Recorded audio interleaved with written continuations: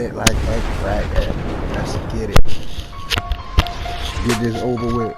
Before work, I'll see your boy on the grind. We balling over here, man. Let's get it. Let's go. Last one. And then I'ma holler at y'all by like 1, 2 o'clock. Yeah, man. Gonna get this out early. On my wrist. Centuries ago, in a small village in feudal Japan, a young girl resided with her stepfather.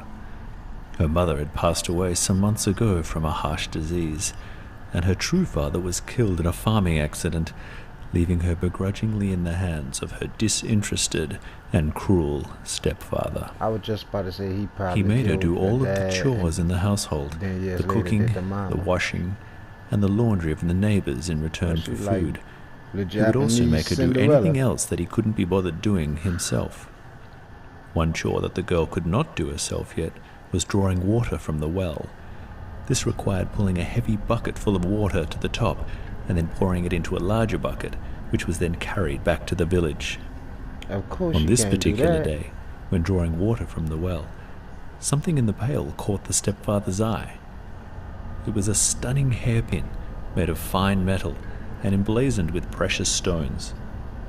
This must be worth a fortune, he thought to himself, and something inside him stirred. He ain't think that somebody probably fell down there? With his greedy, evil eyes, and said to her, "I'm sending you down to the bottom of the well to see if there are any more jewels." The girl couldn't believe what she was hearing. She was terrified of cold, dark, and confined spaces, and the very thought of going down there completely terrified her. She knew what the alternative was, though, and she didn't dare cross her stepfather.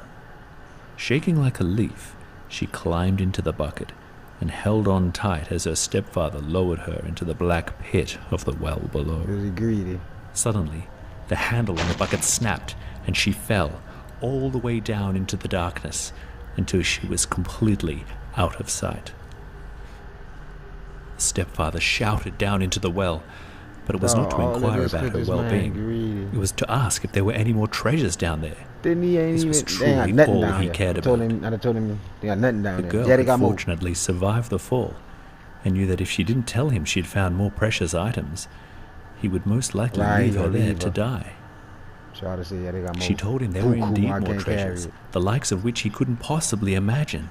He shouted to her that he would send a rope down, and for her to tie the items to it so he could pull them up. "What about me?" she shouted back. "Don't worry," he said. "After you send the treasures up to me, I'll lift you out." She didn't believe him. She told him to lift her out at the same time, but he wouldn't do it. This confirmed her belief that she couldn't trust him. She told him if he wanted the treasure, he would have to come down here and get it himself.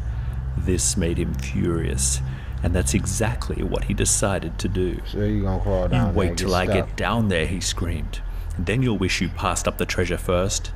Slowly he edged his way into the well and started to climb down. The rope gonna break. Then the rope snapped and he began to fall. That's what the little girl watched in horror as she saw him free fall all the way down, face first into the water below, with a huge splash and a blood-curdling snap as he broke his neck and died. The crack was something serious. She couldn't believe what had just happened. She looked into his dead eyes as his blood filled the water, half relieved he was dead, and half terrified that she was trapped in the bottom of the well. Now you stuck with a dead person, yeah. The day slowly turned into night. Eat that boy. She tried to climb out, but the wall was too slippery. She tried to scream out, but no one could hear her.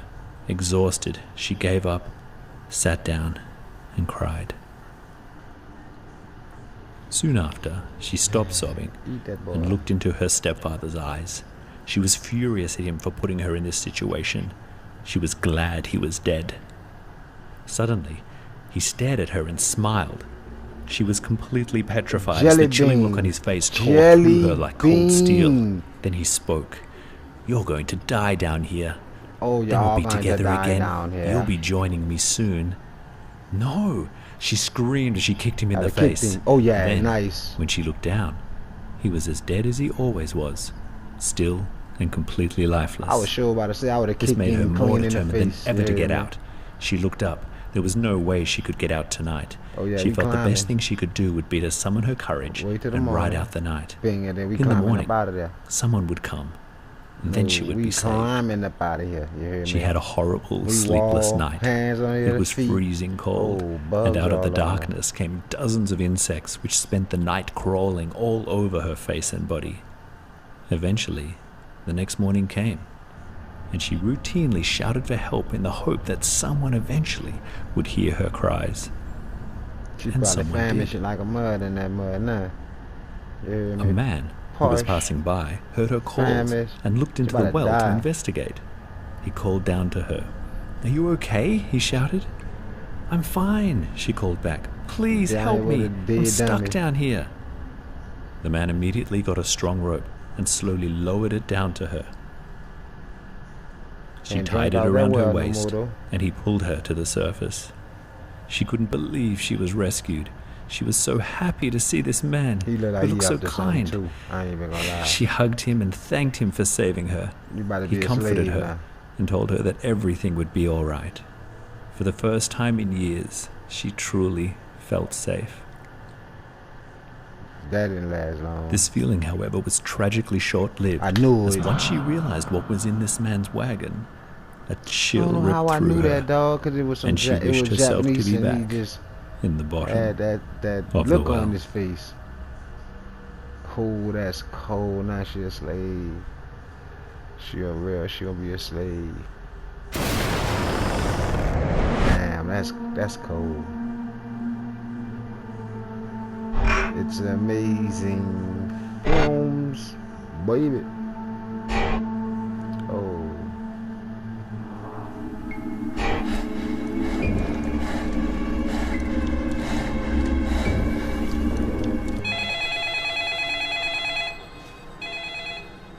Hey, ça roule? Oh, je te jure, ouais. Ok. Bah c'est cool.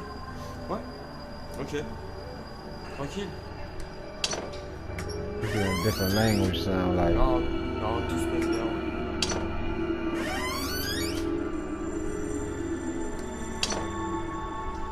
Attends, une seconde. What kind of dude does that, man? Like that boy, how's breathe?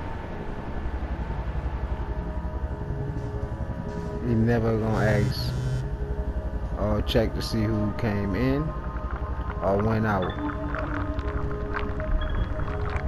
Like really, he the only one there. He know that. He know he didn't leave out that room or that door, but it was open.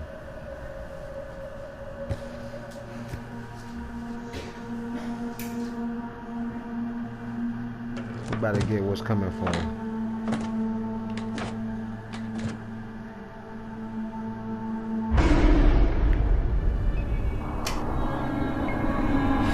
Boy, run. I'm not even jelly beaning that.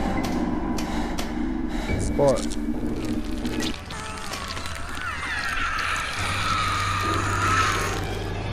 Jelly bean.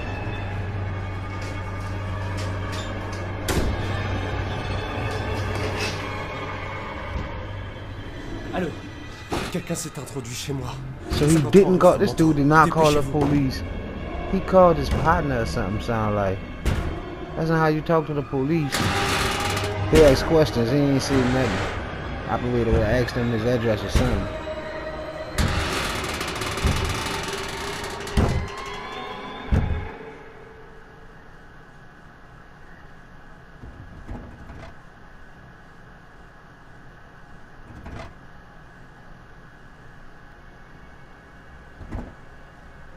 What if they take the whole doorknob off?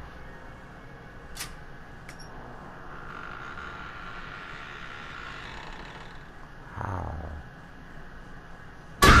Oh, jelly bean. Got nothing else to do, dog. You gotta fight. Gotta fight. I ain't going out that door. I just stood in that front, that bitch like, fuck it. You know what I mean? But we gotta fight. Jelly bean time. Got a ring ding, jelly bean, ring a ding ding, and you already know, jelly bean time. Oh, he messed up. He turned his back and let it get behind him. Oh, man, I wish it good night, but good morning, you heard me? It's what? It's 6:12. Hey, boy, I gotta head out, go to work, you heard me? I hope everybody have a nice day. You know what I mean? Like and subscribe. You dig? Be back later on. Y'all come and rock with your boy, man. Everybody do something to do, but just come back later, man. Hit the subscribe button if y'all like me. I'm always